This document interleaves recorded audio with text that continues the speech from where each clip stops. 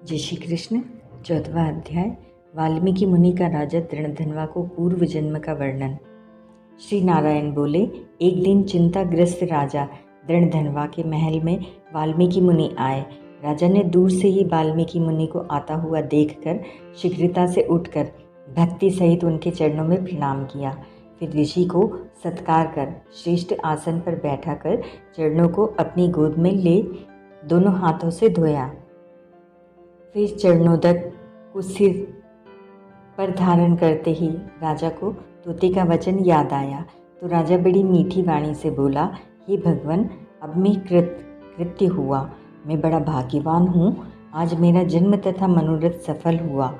आपके दर्शन से मेरा वेदाध्ययन आदि सफल हो गया। हे संसार को पावन करने वाले, मैं अपने सौभाग्य का क्या वर्णन करूं। श्री नारायण बोले, मुनिराज से ऐसा कह राजा शांत हो गया। तब वाल्मीकि मुनि राजा को विनय युक्त देख मन में बड़े प्रसन्न होकर बोले, हे राजन, तुम इतनी चिंता से व्याकुल क्यों हो? तुम्हारे मन में क्या है सो बताइए। हे महामते, जो कुछ इच्छा हो सो कहिए। तृणधनवा बोले, आपके चरणों की कृपा से मुझे सदा सुख है, परंतु हे ज्ञानधन, मैं मन में एक बड़ा भारी भ्रम है। जो वन में तोते ने कहा था, उस शूल को दूर कीजिए। एक समय में शिकार खेलने के लिए घोर वन में चला गया। वहाँ घूमते हुए मुझे एक तालाब नजर आया। उसका ठंडा जल पीने के बाद श्रम दूर करने के लिए एक बड़े वट वृक्ष के नीचे उसकी शीतल छाया में बैठ गया। उसकी छाया मन को नेत्रों को अत्यंत सुखदायी थी। उस वृक्ष पर मैंने एक मनोहर तोता देखा। जब तक मैं वहाँ रहा तब तक वह तोता मेरे आगे एक ही श्लोक पढ़ता रहा कि राजा, तू पृथ्वी पर अत्यंत सुख को देख तत्व की चिंता नहीं करता, तेरा कैसे उद्धार होगा। उसकी इस वाणी को सुन मैं अत्यंत विस्मित हो गया। हे ब्राह्मण, तोते ने जो कहा वह मैं नहीं समझ पाया। यही मेरे हृदय का संदेह है। इसे आप ही मिटने में समर्थ हैं। मेरी राज्य में सभी सुख हैं, प्रतिभाशाली चारों पुत्र हैं, मनोहर पतिव्रता स्त्री है, हाथी घोड़े रथ और पैदल चतुरंगिनी सेना है। हे ब्राह्मण, सभी अपार समृद्धि है। यह मेरे कौन से पुण्य का फल है? यह सब संक्षेप में विचार कर कहो। वाल्मीकि मुनि राजा का प्रश्न सुनकर प्राणायाम करके 2 घड़ी तक ध्यानावस्थित होकर भूत भविष्य और वर्तमान वेदता हाथ में लिए दर्पण की भांति विश्व की होने वाली सब घटनाएं देखकर हृदय में निश्चित करके राजा से बोले, राजन, आप अपने पूर्व जन्म के चरित्र का विवरण सुनो।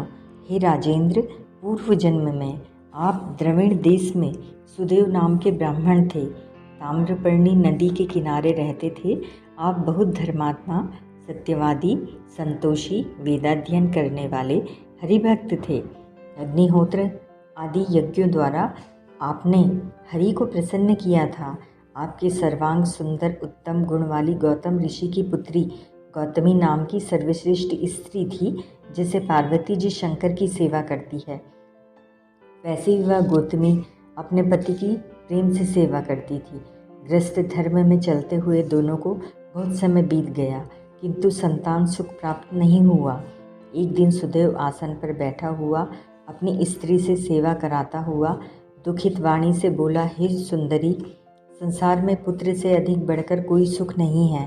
तप और दान से उत्पन्न पुण्य परलोक में सुख देता है, किंतु शुद्ध कुल में उत्पन्न हुई संतान इस लोक और परलोक दोनों में सुख देती है। ऐसी श्रेष्ठ संतान मुझे प्राप्त न होने से मेरा जीवन निष्फल है। क्योंकि पुत्र का न हो तो लालन पालन किया, न वेदार्थ पढ़ाया, न विवाह आदि संस्कार किया, अतः मेरा जन्म वृथा ही गया। ऐसे जीवन से मेरी मृत्यु हो जाए तो अच्छा है। अपने पति के ऐसे वचन सुन वह सुंदरी मन में बहुत दुखी हुई। प्रिय भाषणी चतुर धीरज धरकर पति को डांडस बंधाते हुए समझाने लगी, हे प्राणेश्वर, अभी ऐसी तुच्छ बात मत कहिए। आप जैसे वैष्णव भगवताचारी मोहरूपी जाल में नहीं पड़ते। हे द्विज, आप सत्कर्म में लीन हो, सत्यव्रती ही स्वर्ग को जाता है। हे सुब्रत, आप जैसे ज्ञानी पुरुष पुत्र सुख की इच्छा नहीं करते। हे ब्राह्मण, पहले राजा चित्रकेतु जब पुत्र शोक में दुखित हुआ तब नारद और अंगिरा मुनि ने आकर उन्हें पुत्र शोक से मुक्त किया था। जिस प्रकार अंगे राजा अपने दुष्ट पुत्र बेन के कारण रात्रि में वन को चला गया, वैसे ही हे स्वामी, कभी कभी संतान भी दुखदायी हो सकती है। यदि आपको सुपुत्र की इच्छा हो तो सब अर्थ के देने वाले हरि जगन्नाथ की आराधना करो। हे ब्राह्मण, जिनकी आराधना करके महर्षि कर्दम ने सांख्य के आचार्य योगियों में श्रेष्ठ कपिल देव को प्राप्त किया, इसी प्रकार अपनी पत्नी के वचन सुन वह ब्राह्मण मन में निश्चय कर पत्नी सहित ताम्रपर्णी नदी के किनारे गया। वहाँ जाकर पुण्य तीर्थ में स्नान कर महान तप करने लगा। 5-5 दिन में सूखे पत्तों का आहार कर जल पीता था। ऐसे तप करते हुए उस तपोनिधि को 4000 वर्ष बीत गए।